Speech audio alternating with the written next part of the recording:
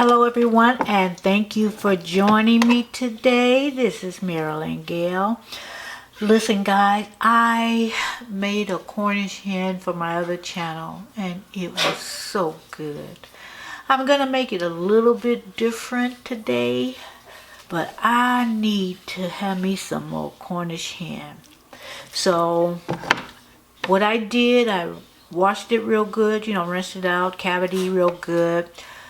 I let it sit for an hour and a half in salt water, which is called brining.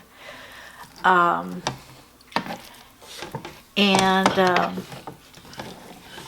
just put it in the refrigerator. And I did this yesterday because I didn't feel like cooking it today. So what I'm going to do is I'm going to split it down the back. And I'm going to season it. Really easy to work with Cornish hens. Okay. What I did also is when I took it out of the salt water, I rinsed it really good too. Want to make sure we did that. So now what I'm going to do on both sides, put some garlic powder, onion powder,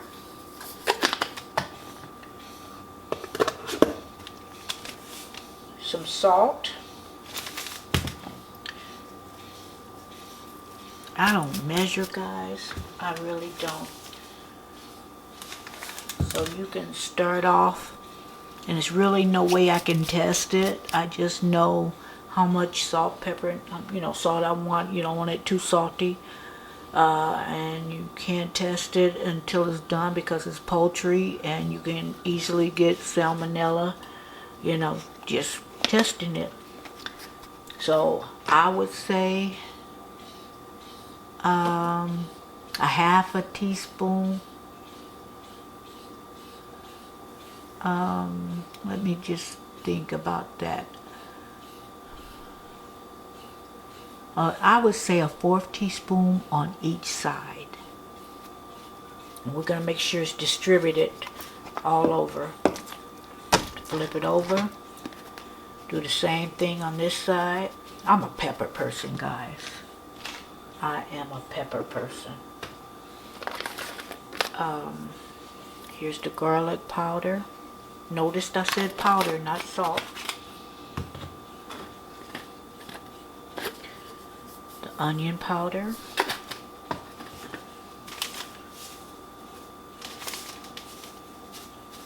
we're going to put some more salt on this side.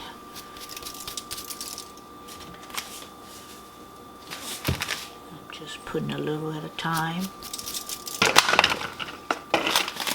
And what I'm doing is I'm going to put about a teaspoon of basil, B-A-S-I-L. Rub that in on both sides so we can distribute it, get them on the arms. Make sure seasoning is all over. Let me rinse my hands.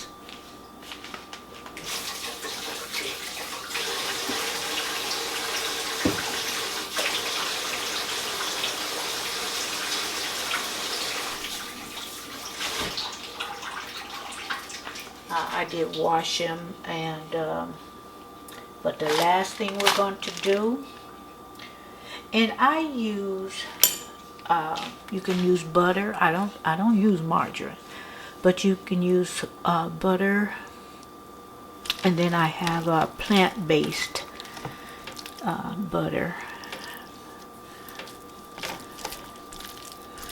and I'm going to just incorporate that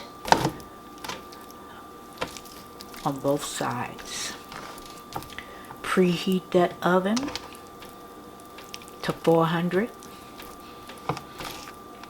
We're going to cook this for about 45 minutes. I'm going to check it at 45 minutes. And did for easy cleanup.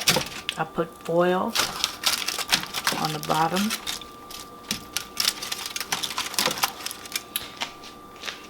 And okay, and what I did is I put a little bit more basil on the skin side, and I put little bits of butter all over. And you know what? I'm going to make this with a peach glaze. I'm going to make this glaze very simple. I'm going to put I'll show you, but I'm going to put the peach preserves and basically butter. I might add a little bit more basil to it, but that's basically what I'm going to do. But I'll show you how delicious this looks, and I know what it's going to taste like. But I'll be right back after this oven is 400. Let it cook for 45 minutes like I said before, and I'll be right back.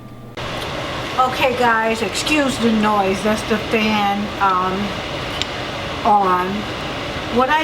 What I'm doing is I'm making the glaze, and this is very simple. I have another glaze on my other channel, so if you want something a little bit more complex and in turn it will be more flavorful, but this is also flavorful but very easy. What I'm doing is I am melting a 1/4 cup of butter, and I'm going to put in approximately a 1/4 cup of peach preserves. You can get apricot preserves if you want, but I'm gonna stick with the peach. You know what guys, I'm gonna put a little bit more. And to this, I'm gonna add a little bit of basil. I would say about a 1/4 teaspoon approximately.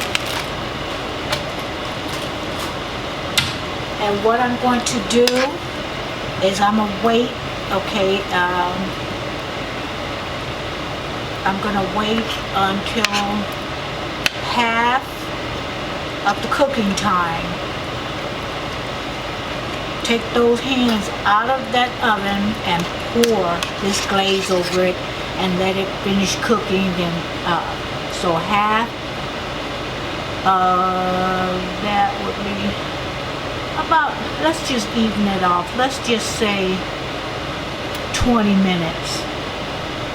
We're gonna let that cook, and then the last 25 minutes, well, we'll take it out, and then the last 25 minutes will be with the glaze. Okay, I took it out of the oven so I can pour the glaze over it, and we're gonna cook it for 25 more minutes.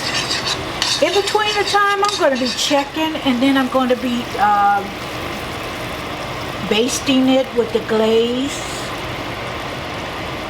picking it up from the sides and just basting it like this. You know, I'll wait maybe 15 minutes, take it out, baste it, put it back in, but the total time left would be 25 minutes, guys.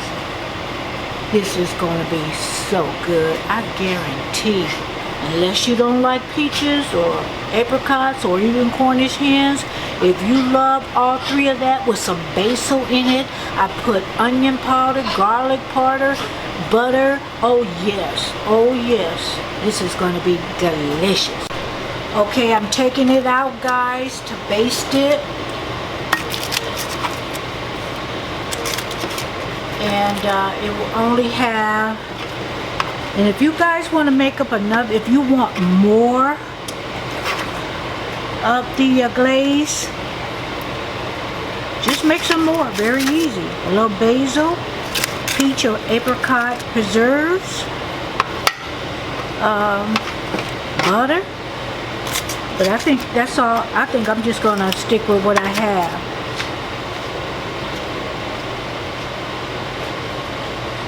So I'm take from the sides and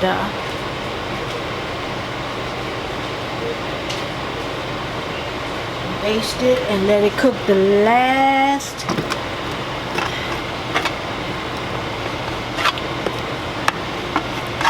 10 minutes. Sorry guys for the long pauses. I can't walk and chew bubble gum like the saying goes. But I'm gonna take that flavor, baste it. I may even want to do that for another 15 minutes. Won't hurt. So back into the oven, and I will leave it in there until the Cornish hen is done and ready to eat. Okay guys, this is the finished Cornish hen. Peach Glaze Cornish hens. I'm gonna let it rest for about 5 minutes. Always let your steak, poultry, pork, let it rest after you cook it, so you can save those juices inside and it will be very moist. And Cornish hens is a moisture kind of poultry in itself. I'm sure you can, but I've never ever cooked a dry Cornish hen. But I am so eager to taste this, guys. I'm going to plate it. I'm going to put that whole Cornish hen. I'm not even going to front. I'll probably eat this whole doggone thing. So I'm going to plate it with some macaroni and cheese that I had left over from yesterday's dinner. I'm just going to cook that. I'm just going to plate it, reheat it actually. I have some sweet peppers that I'm going to just drizzle some ranch dressing, and that's gonna be my dinner. But guys, I'll be back. I'll plate it. I'm gonna take my thumbnail and I'm going to get down with the get down. So I'll be right back. Okay guys, this is my Cornish hen, my peach preserves glaze Cornish hen. Look how beautiful that look.